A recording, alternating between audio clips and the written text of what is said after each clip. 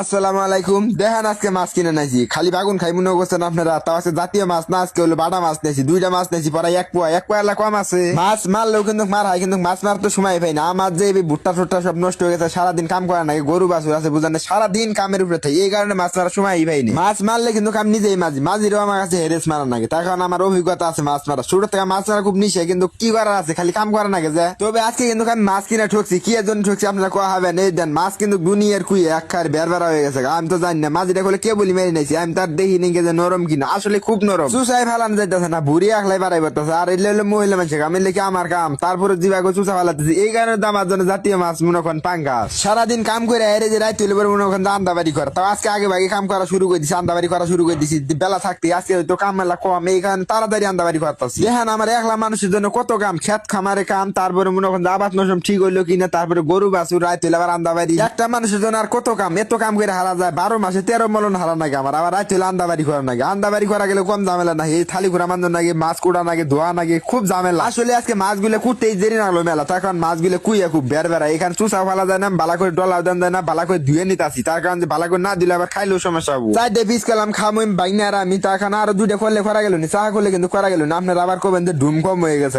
বেশি না বেশি ডুম করলাম না এখানে। তার কারণ আজকে কিন্তু ভাজা নাকবো, তরকারি আনতে আসছিলাম, তরকারি কিন্তু আর আনতে হলাম না। এখন ভাজা নাকবো কি এর জানেন, তরকারি আনতেন যাবো না, এই কারণে যে কুইয়া মাছ একবার বের বেড়া, এত কুইয়া মাছ কি তরকারি আনতেন যায় আসলে কনসে দিয়ে, এই কারণে ভাইজা খান রাখবো। 2টা মাছ পরে 1 পোয়া। আর এই মাছগুলো নিয়ে যে কি ঠক খাইছি এক খাবার খুব, এলে মাছ খাওয়া যাবো কিনা, ভাইজাও খাওয়া যাবো কিনা আল্লাহ জানে। আর মাছ ভাজার মধ্যে যে তেল লাগে, বর্তমানে ভাজা ভুড়ার মধ্যে তেল বেশি নাকি, আমি কিন্তু তেল আবার কম খাই, বেশি তেল দিয়ে আবার খাই না আমি। আর মনে করেন যে নোয়ারা ভালো করে তাতার হাতে ছাড়ে যান নাকি মাছ, এর আগে তেল দিয়ে আরে মাছ ছাড়ে দিছিলাম, এই কারণে ভাজা হয়েছিল না, মাছ সব ভাঙিয়ে গেছে। এই কারণে আগে তেল আগে ভাজা নাগে, তারপরে মাছ ছাড়ে দেন, যাতে যেন নোয়ারা হাতে না বাজে, এই কারণে নোয়ারা ভালো করে তাতায় নিছি, তারপরে মাছ ছাড়ে দিছি। মাছ ভাজা কিন্তু হয়ে গেছে, খুব সুন্দর মাছ ভাজা হয়েছে। হাই রে মাছ মানুষের আমার, আমি মারলেও কিন্তু মারাই, কিন্তু মাছ মারার তো সময়ই পাই না। দেখেন কত মাছ, বাড়া মাছ, কত ধরনের মাছ উঠে নদী মাঠ থেকে। নদী না, এটা কিন্তু মাছ ছাড়ছিল, মাছ কিন্তু বৃষ্টি পানিতে সব মাছ বাড়াই গেছে, কিন্তু মাছ মারলেও আমি মারা হলাম না। আমার বাড়ির সামনে কিন্তু মাছ মারার সময়ই পাই না, ওই টার্গেটই চাই না যে আমি মাছ মারবো। আমারই বলে কত ক্ষতি হয়ে গেছে, 2টা ভুট্টা ভাঙছে, আর মানুষের তো মাছ বাড়াই গেছে কম টিয়ার মাছ। আঙ্গুর কিন্তু চাইলে শেষ হয়ে গেছে, দেন আর একদিন আন দিলে মনে শেষ হয়ে যাবো।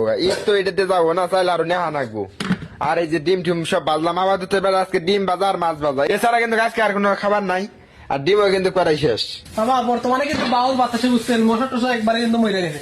এ দেখেন আমার ঘরে আছে কত মেহমান বলে না, গরিবের বাড়ি আসলে হাতির ভাড়া, আসলে তো হাতি না, এটা হলো গরুর ভাড়া, গরিবের বাড়ি।